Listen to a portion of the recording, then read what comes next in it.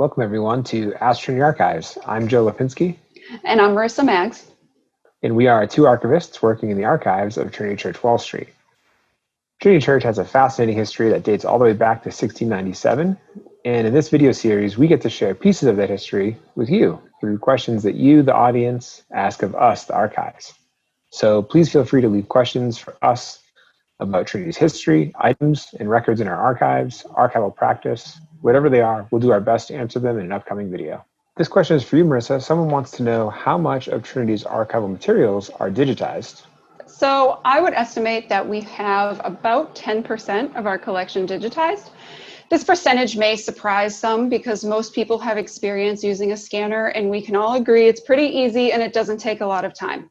But it's more complicated than you might think, and these complications don't just affect Trinity. Not all of our materials can be scanned on a standard flatbed scanner. There are materials that are fragile to touch, materials that have been rolled into scrolls for several hundred years. There are oversized items, as well as books that can't handle the pressure on their spine to be open flat. Not all our materials are 8 by 11 pieces of paper.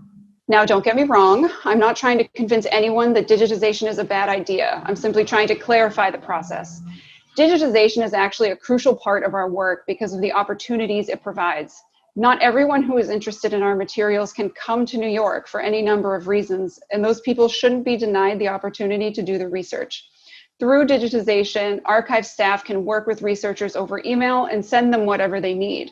Also, once the materials are digitized, we can have a more thorough web presence, allowing researchers to search our collection from home. Finally, let me ease some people's concerns about how digitization works. The intention is not to scan items and then discard the originals. Once items are digitized, the originals are put back on the shelf. Sometimes people think that a digital copy of a record is a permanent way to replace a record because digital files don't deteriorate the same way paper does, but that's not the case.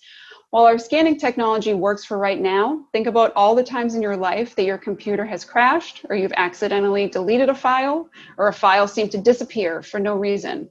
We're lucky that digital imaging is constantly improving, making scans and photos clearer and easier to make, but it also means that digitization is not a permanent solution, it's a constant process. That's all we have for today, but we'd love to hear from you. We welcome any questions you might have, so please leave them in the comment section below, and we'll do our best to answer them in a future video. Thanks for tuning in.